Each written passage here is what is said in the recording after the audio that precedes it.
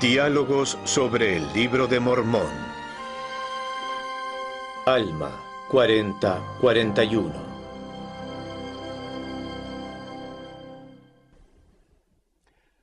Le damos nuevamente la bienvenida a nuestro estudio del Libro de Mormón. Mi nombre es Robert Millet, del Departamento de Escritura Antigua, y me complace tener conmigo a dos colegas, profesores Todd Parker y Brian Hogley, del mismo departamento. Caballeros y hermanos, hoy tenemos la oportunidad de charlar sobre el Libro de Alma, capítulos 40 y 41. Retrocedamos un poco. Todd, recuérdenos por qué punto de la historia vamos. ¿Qué sucede?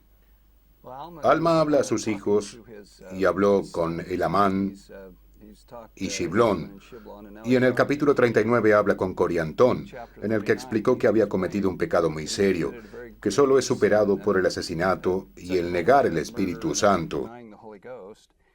Él estaba preocupado debido a la gravedad de esto, y luego en el capítulo 40 comienza diciendo, creo que estás preocupado por esto, de manera que vemos la necesidad de algo de doctrina aquí, ya sea solo su preocupación por el pecado o porque haya recibido doctrinas falsas de Corior o cualquier otro.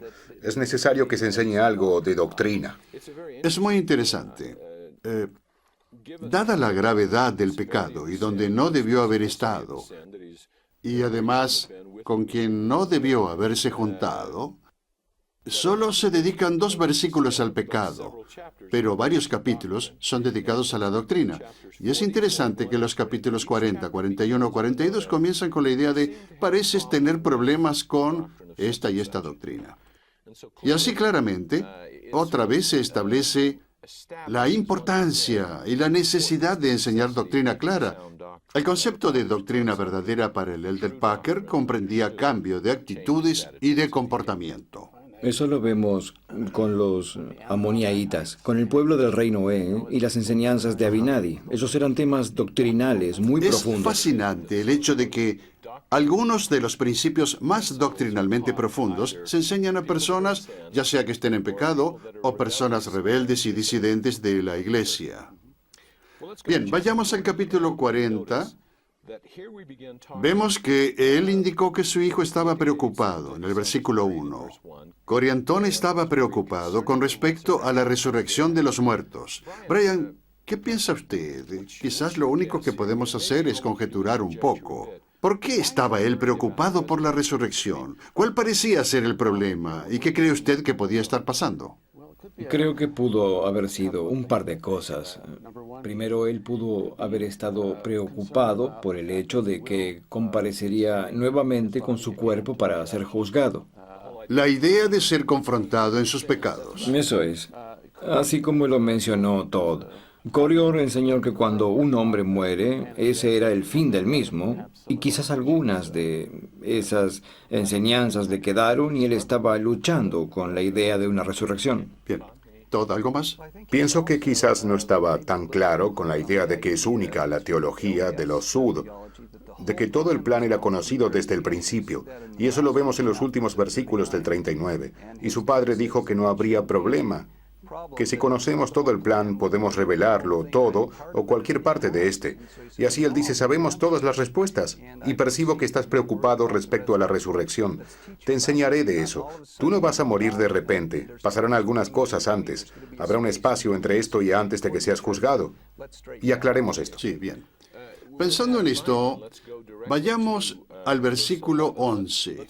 Notemos para nosotros mismos y para nuestra audiencia que la palabra alma es una palabra muy interesante. Todos sabemos cómo se utiliza en la sección 88, versículo 15 de Doctrina y Convenios. El alma es el cuerpo y el espíritu, es decir, el cuerpo y el espíritu inseparablemente unidos. Pero el problema, por supuesto, es que es usado de otra manera en muchas escrituras, incluyendo el capítulo 40, donde parece que se usara como el espíritu. Nuestro cuerpo espiritual. Veamos el versículo 18. He aquí te digo que no, sino que significa la reunión del alma con el cuerpo. Claramente el espíritu. Bien, miremos y comprendamos que el Libro de Mormón, como es dicho antes, es un registro muy blanco y negro en términos de entendimos o no entendimos. ¿Estamos o no estamos? Maneja extremos. Es casi... Ustedes saben a qué me refiero con esto. Es casi como con Deuteronomio en su enfoque, bendiciones o maldiciones. Absolutamente. Ahora, notemos a medida que leemos estos versículos del 11 al 14. Brian, ¿por qué no nos lees comenzando en el 11 hasta el 12? Hablamos acerca de la naturaleza de la muerte. Recordemos que cuando una persona muere, no deja de ser. Solamente deja de ser en este mundo. Y eso, en el esquema eterno de las cosas, no hay muerte y no hay muertos. Solo personas vivientes. Cuando las personas mueren, escuchen, estuve en un funeral hace unos días. Fue una ocasión gozosa porque esta persona había vivido una vida maravillosa y nos regocijamos en esa vida y también en lo que ellos experimentaban en ese momento. Con esto en mente, ¿podrías leernos el 11 y el 12? Ahora bien, respecto al estado del alma entre la muerte y la resurrección, he aquí un ángel me ha hecho saber que los espíritus de los hombres, en cuanto se separan de este cuerpo mortal, sí, los espíritus de todos los hombres, sean buenos o malos, son llevados de regreso a ese Dios que les dio la vida. Paremos por un segundo. Brian, sé que hay muchos debates en el mundo de hoy, particularmente con respecto a la experiencia cercana a la muerte, en el que las personas mueren y ven este destello de luz. No quiero decir ni sí ni no acerca de esta experiencia cercana a la muerte. Algo pasa cuando una persona enfrenta la muerte. ¿Qué pensamos de la idea de que tan pronto como una persona muere, es llevada a ese Dios que le dio la vida? Todd, ¿qué piensas de eso? Pienso que puede haber un malentendido, porque de otras escrituras aprendemos que no vamos a la presencia inmediata de Dios. Vamos al mundo espiritual, somos un espíritu. Él es un ser resucitado que mora en otro lugar. Brigham Young dijo, permítanme ponérselo un poco más claro. Él dijo, él estaba hablando en su granja y dijo, estoy en un extremo. Y ustedes pueden escuchar mi voz al otro extremo y en ese sentido yo estoy allá. Todos estamos en la presencia de Dios y venimos del mundo espiritual. Entonces, cuando morimos, volvemos al mundo espiritual. Así que volvemos a ese mundo de los espíritus y así estamos más conscientes de que estamos en la presencia de Dios. Fielding Smith usaba la idea de que si un joven va a una misión y va a Italia, cuando regresa a los Estados Unidos dice, de nuevo estoy en casa. Aun cuando su casa queda en Idaho, él acaba de regresar a los Estados Unidos. No está de regreso a la presencia inmediata de su familia en Idaho. Excelente, excelente. Y el uso de la palabra presencia es importante. Es decir, no creo que supongamos que cuando una persona está dando la oración de clausura y agradece la presencia de Dios, necesariamente tendríamos que tener a Dios en persona. Más bien el Espíritu Santo había estado allí, y eso es a lo que nos referimos cuando describimos la presencia de Dios. Son llevados de regreso a ese Dios que les dio la vida. Veamos el 12. Y sucederá que los espíritus de los que son justos serán recibidos en un estado de felicidad que se llama paraíso, un estado de descanso, un estado de paz, donde descansarán de todas sus aflicciones y de todo cuidado y pena. Paraíso.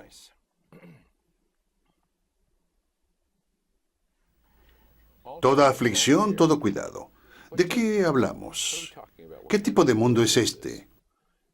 Si un hombre o una mujer justos mueren, son recibidos en el paraíso. ¿Cómo espera que sea eso? No para usted, Todd, sino para los demás. Sí, supongo que estoy en el versículo 14.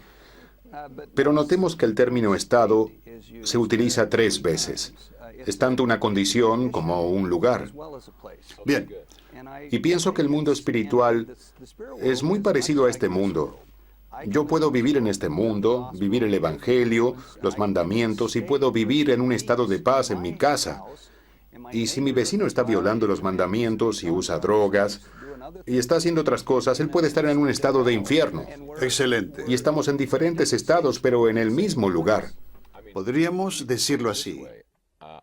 Sé que hay asesinos en este mundo y yo no ando con ellos, pero estamos en el mismo mundo. Andamos las mismas calles, algunas veces compramos en las mismas tiendas, ellos se congregan así como también los justos se congregan, y pienso que lo mismo pasa en el mundo espiritual. Así que construimos una visión muy simple de la naturaleza del mundo espiritual post-mortem. Una dimensión llamada paraíso. ¿Brian? El mundo espiritual es un lugar muy grande y ahí van a estar, así como Todd estaba diciendo, los justos, quienes van a estar en un lugar, quizás en ese mundo de espíritus, y entonces probablemente en otro lugar encontraremos a otros quienes quizás no son tan obedientes. Y Alma menciona que no es solo un lugar paradisíaco para... Cuando decías eso recordé lo que el profeta José Smith dijo. Es de las enseñanzas del profeta, página 326. Dijo en el funeral del juez Adam. James Adam, los espíritus de los justos son exaltados a una obra mayor más gloriosa. Por consiguiente, son bendecidos en su partida para el mundo de los espíritus. Esta parte me parece muy interesante. Envueltos en llamas de fuego. No se hallan lejos de nosotros. Y quizá conocen y entienden nuestros pensamientos, sentimientos y movimientos. Y a veces se afligen por ellos. Yo no sé cómo esto les llega, pero Eso me llega, captó sí. mi atención. El mundo espiritual, como enseñó el presidente Brigham Young, tiene que ver con nosotros. Ellos no van a otro planeta, a otro mundo. Están asociados con el mundo en el que vivieron en la carne. Correcto, es justo lo que iba a decir. Brigham Young dijo, ¿dónde está el mundo de los espíritus? Está justo aquí. ¿El bien y el mal están juntos? Sí, lo están. ¿Van a un reino? Sí, van. ¿Van al sol? No, no van. ¿Van más allá de los límites de una tierra organizada? No, no van. Esto es de los discursos, página 376. Así que están aquí mismo. Muchas personas dicen que están allá arriba. Ya saben, en las necrologías, pero realmente están aquí. Ahora miremos la otra dimensión, el otro lado. Permítanme leer esto. Y entonces acontecerá, en el versículo 13, que los espíritus de los malvados, sí, los que son malos, no tienen parte ni porción del Espíritu del Señor, porque escogieron las malas obras en lugar de las buenas. Por lo que el espíritu del diablo entró en ellos y se posesionó de su casa, estos serán echados a las tinieblas de afuera. Habrá llantos y lamentos y el crujir de dientes. Y todo esto a causa de su propia iniquidad, pues fueron llevados cautivos por la voluntad del diablo. Así que este es el estado de las almas de los malvados, en tinieblas y en un estado de terrible y espantosa espera de la ardiente indignación de la ira de Dios sobre ellos. Y así permanecen en este estado, como los justos en el paraíso, hasta el tiempo de su resurrección. El presidente Smith, como lo dijo en Doctrina del Evangelio, habló de lo que él llamó un juicio parcial que se lleva a cabo en el momento de la muerte. Así que morimos y hay un juicio parcial. Obviamente el juicio final sigue después de la segunda resurrección. Pero al momento de morir hay un juicio parcial y los individuos que pasen al paraíso o a este u otro reino, el cual Alma llamó las tinieblas de afuera, o Jacob en 2 Nefi 9, llamaría infierno. Hablemos un poco de estas tinieblas de afuera. Generalmente, ¿cómo usamos esa frase, Todd? Bueno, no siempre se refiere a este lugar, sino a dónde van los que llegan a ser hijos de la perdición. Y debido a que hablamos de estos extremos, podríamos estar confundidos con eso. Él estaba hablando acerca de las tinieblas de afuera, pero nosotros estamos hablando del estado de los malvados en la prisión espiritual. Lo que puede ser confuso en el versículo 14, porque él habló del paraíso. Y de la declaración de Jesús al ladrón en la cruz, tenemos la impresión de que él dijo, acuérdate de mí. Y le dijo, bueno, mañana estarás conmigo en el paraíso. A menudo eso es interpretado como ambos vamos al cielo mañana. Y José Smith dijo, no, paraíso no estaba en la traducción original, sino que dijo, mañana estaremos en el mundo de los espíritus. Y aprendemos de la sección 138 que ambos fueron. Jesús organizó la obra misional y luego esa persona habría recibido instrucción allá. Pero ellos no fueron al lugar que la mayoría de las personas ven como el cielo. Es decir, lo que normalmente pensaríamos de las tinieblas finales de afuera reservadas para los hijos perdidos. perdidos. Aquí Alma habló acerca de su estado temporal en las tinieblas de afuera para describir el infierno o la dimensión, esa otra dimensión de un mundo espiritual. Lo que no se menciona aquí claramente, pero sí un poco más en Doctrina y Convenios, es que hay de la gente decente, justa y recta.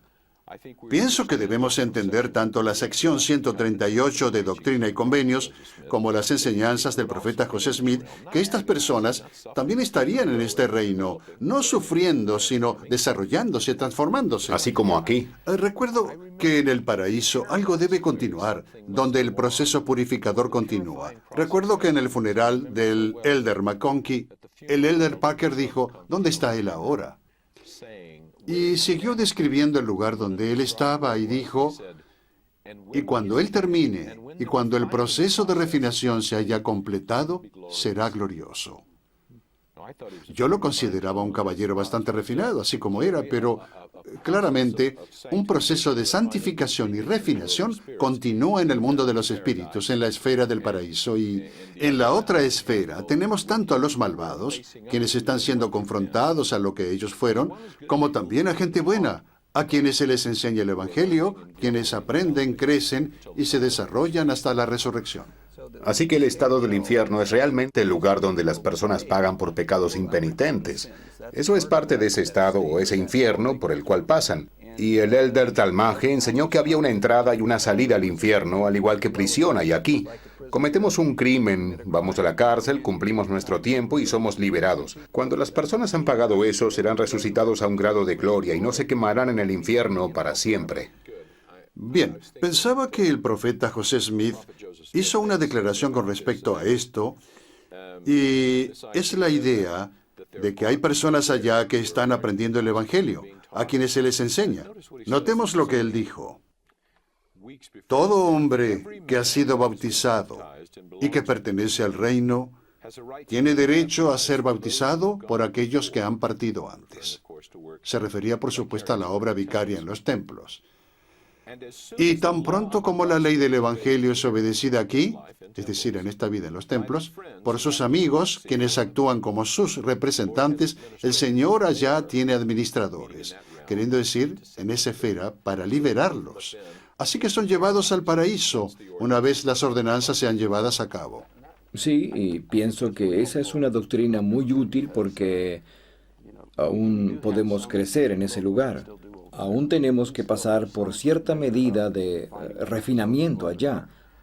Uno de mis libros favoritos fue escrito por C.S. Lewis, El Gran Divorcio. Es una especie de alegoría acerca de hablar con personas que estaban teniendo problemas con cambiar a otros, cambiar en sí, y pienso que cuando pasamos al otro lado, veremos que algunos continuarán con el mismo tipo de actitudes y perspectivas que tenían aquí. Otros cambiarán, mejorarán, se desarrollarán y se acercarán más al Señor, y así. Bien. A menudo hay un malentendido. Pasaremos mucho tiempo en el mundo espiritual y luego él comienza a hablar acerca de la resurrección, de que somos mágicamente resucitados y luego perfeccionados y ya no hay más crecimiento. Pero no creo que eso sea lo que él dice aquí. Él habla acerca de que hay una restauración, las cosas serán restauradas. Y en el capítulo 41, versículo 13, él dijo, y así, hijo mío, más bien en el 12, él dice, ¿significa la palabra restauración tomar una cosa de un estado natural y colocarla en un estado innatural? Él dice, no, sino el significado de la palabra restauración es volver de nuevo mal por mal o carnal por carnal. Es la ley de la siega. Lo tenemos en el libro de Gálatas, capítulo 6, versículo 7. No os engañéis, Dios no puede ser burlado. Todo lo que el hombre sembrare, eso mismo segará. De manera que en la resurrección no nos convertimos mágicamente en buenos hombres, segamos lo que sembramos. Pablo dijo en 1 de Corintios 15, si plantamos trigo, ¿vamos a segar otro grano? Pues si plantamos trigo, segaremos trigo. Si plantamos maíz, segaremos maíz, y por eso es que traje esta cosita que la gente ha visto antes. Esto describe la ley de restauración. Si sacamos una de estas bolas y la soltamos, obtendremos una al otro extremo. Si sacamos dos, obtendremos dos al otro extremo. Y es así con todo. Si sacamos tres, si lo sostenemos, funciona. pero es la ley de la restauración. Segamos lo que sembramos. Si sembramos semillas celestiales, seremos resucitados con un cuerpo celestial. Si sembramos semillas celestiales, saldremos con un cuerpo celestial. Y por eso pienso que Alma tenía que hablarle a su hijo. O quizás no, pero le habló de cómo la primera resurrección se opone a la última resurrección. Bien, aclaremos. Estamos juntando dos ideas que son muy importantes. Es decir, por una parte, tenemos que entender que una persona no puede en esta vida simplemente vivir en la forma en que quiera, vivir una vida tan infernal como quiera y esperar salir como una criatura gloriosa, un gigante espiritual en la resurrección. Por otra parte, también tenemos ese elemento esperanzador de que se puede. Y de hecho se lleva a cabo un cambio. Cuando agregamos la sección 138 de Doctrina y Convenios a lo que hemos leído aquí, nos damos cuenta de que las personas allá pueden cambiar. Creo que lo que tenemos que recordar es que no somos jueces y que Dios es el juez, gracias al cielo. Y de seguro una persona que haya sido, por ejemplo, objeto de abusos, que haya sufrido mucho en sus primeros años, y lleve cicatrices emocionales y espirituales a su vida adulta, que no encuentra amigos, no desarrolla amistades, no soporta a los hombres y no le gustan las mujeres. Cuando se le presenta el Evangelio, todo es oscuridad, nada. Me parece que tenemos a un Dios misericordioso del otro lado que conoce eso, y que cuando llegamos al mundo de los espíritus, todas esas cosas que están más allá de nuestro poder de control serán quitadas. Creo que eso es lo que quiso decir Elder Packer en la conferencia de abril del 92 cuando dijo que un día esas influencias inmorales en nuestro ambiente moral serían quitadas. Y luego el espíritu sería libre de crecer, de amar y de aprender. Así que en la doctrina de la resurrección, vayamos al capítulo 40, versículo 23, y leamos este gran capítulo. Brian, lee el versículo 23, es uno de los grandes versículos sobre la resurrección. El alma será restaurada al cuerpo y el cuerpo al alma. Y todo miembro y coyuntura serán restablecidos a su cuerpo. Ni un cabello de la cabeza se perderá, sino que todo será restablecido a su propia y perfecta forma. Partes de este versículo son muy reconfortantes para mí. Ni un cabello de la cabeza se perderá. Es más emocionante para mí que para ustedes, pero es emocionante. El libro de Mormón resuena y resuena con la doctrina de la inmortalidad del alma. Y en el 41, la doctrina de la restauración, ese concepto del que Todd nos habló y demostró. Todd, ¿podías leernos el versículo 10 y 11 de este capítulo? No vayas a suponer, porque se ha hablado concerniente a la restauración, que serás restaurado del pecado a la felicidad. He aquí te digo que la maldad nunca fue felicidad. Y así, hijo mío, todos los hombres que se hallan en un estado natural, o más bien diría en un estado carnal, están en la hiel de amargura y en las ligaduras de la iniquidad. Se encuentran sin Dios en el mundo y han obrado en contra de la naturaleza de Dios. Por tanto, se hallan en un estado que es contrario a la naturaleza de la felicidad. El hombre natural que describió el rey Benjamín como enemigo de Dios. Creo que estos versículos son excelentes en indicar por qué. El hombre natural no solo va en contra de los objetivos de Dios, sino que tristemente también va en contra de su propia felicidad. Va en contra de sí mismo. Finalmente, me gustaría que volvamos a ver el versículo 3. Permítanme leerlo. Es capítulo 41, versículo 3. Y es indispensable en la justicia de Dios que los hombres sean juzgados según sus obras. Y si sus hechos fueron buenos en esta vida, y buenos los deseos de sus corazones, que también ellos sean restituidos a lo que es bueno en el último día. Hay tantas cosas buenas que tantas personas les gustaría hacer, pero o se les impide hacerlo o no pueden, debido a circunstancias más allá de su control. El Elder Dallin Oaks habló de eso en su libro Puros de Corazón cuando dijo, mi suegro tuvo una versión de este concepto. Él dijo, cuando alguien trataba de hacer algo bueno por él, pero se le era impedido debido a las circunstancias, mi suegro les decía, gracias, tomaré la buena voluntad del acto. Y pienso que el Señor bendijo a Abraham, por ejemplo, no porque Abraham incrustó un cuchillo a Isaac, sino porque estuvo dispuesto a incrustarle un cuchillo. Y así, qué reconfortante es para nosotros saber que hay muchas cosas buenas que queremos conseguir, ya sea que nos quedemos sin energías o tiempo, o las circunstancias lo impidan. Creo que hay un gran mensaje aquí. Y lo contrario a eso también es cierto. En el versículo 5.